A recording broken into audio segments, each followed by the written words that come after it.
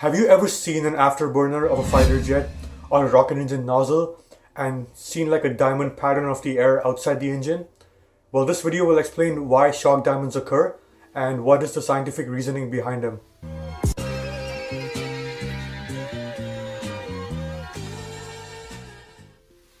To start off, let's assume a combustion chamber which has a gas at some pressure, and this chamber is connected to a nozzle, and the objective is to have the flow move from the combustion chamber in the nozzle and discharge into the atmosphere. We can define the pressure ratio as the pressure outside the nozzle divided by the pressure inside. To have flow in the nozzle, we need to make sure that this pressure ratio is lower than 1. Now why is that? Because since if the pressure ratio is equal to 1, that means that the pressure outside will be equal to the pressure inside, and you will not have any flow, since fluid only flows from one point to another when there's a reason for it to flow, which means that you will have to have some sort of pressure differential to allow the fluid to move from point A to B. So now as you lower this ratio, which means that you can either raise the pressure of the gas inside or you can lower the pressure outside, entire flow in the nozzle will have a Mach number of less than 1. This means that flow in the nozzle's converging section will have an increasing velocity and flow in the diverging section will have a decreasing velocity. Since velocity and pressure are inversely proportional, it means that the pressure in the converging section will decrease and the pressure in the diverging section will increase. So as you keep lowering this pressure ratio, you will get to a point where you reach choke flow conditions. So what is choke flow? It means that the Mach number is equal to 1 between the converging section and the diverging section. So at this point, the flow conditions in the converging section are maxed out.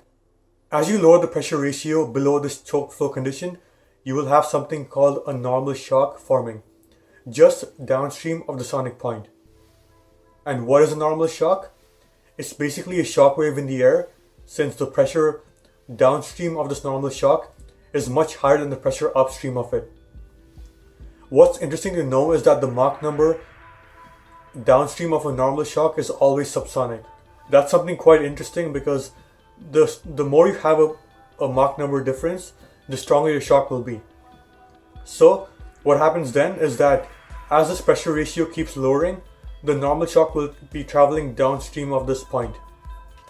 And why does it travel downstream? The flow before the normal shock will be supersonic, since now you have a subsonic point at the chamber midpoint, so that means that the flow will accelerate down. Keep in mind that subsonic and supersonic flows behave differently with the change in area. So the shock is now traveling downstream and the flow before the shock is continuing to be supersonic. Now as the shock travels downstream, its strength increases because the flow is having a much higher Mach number difference. And now why is this normal shock even occurring in there? It's to maintain the pressure equilibrium in the nozzle because the pressure cannot physically expand anymore.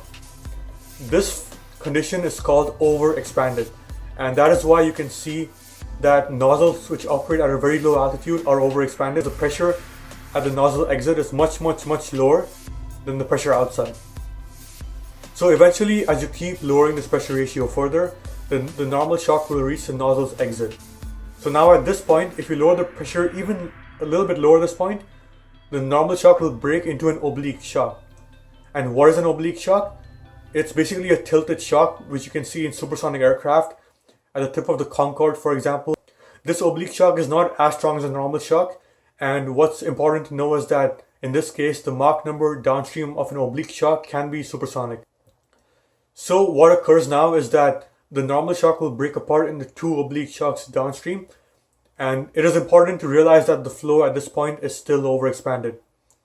Since the nozzle is symmetric, that means that you will have a point of symmetry or an axis between the nozzle at the center line.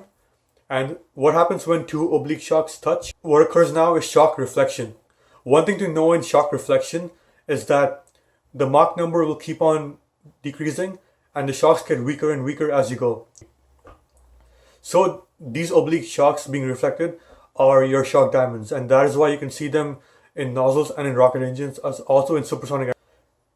Expanding on this concept further, As you keep lowering this pressure ratio, these oblique shocks will disappear because the pressure difference increases, and you will reach something called optimally expanded conditions. It is always desirable to have a rocket operate at optimally expanded conditions because that means that you will generate the most force from your engine and you will have the most efficiency in your flight condition. And as you go higher and higher, this pressure ratio decreases, and the nozzle is designed to operate at high altitudes because that is when you fly most of the time in the mission, and that is what you want because you want the engine to operate at maximum efficiency at this point. The way they designed the supersonic nozzle is called the method of characteristics, and I'll be covering this in more detail in a future video. It's not very trivial and it does involve a lot of math, so I'll be showing you guys how you can design this nozzle in detail at some point in time. That's it for this video, guys. Thank you for watching. I hope you guys learned something new about the shock diamonds and why they occur. Now you have a scientific understanding of why they're there and what the reasoning is behind them. If you have any questions or comments, don't hesitate to leave them in the description below. And I'll see you guys in the next video. Have a nice day, everyone. Take care. Bye-bye.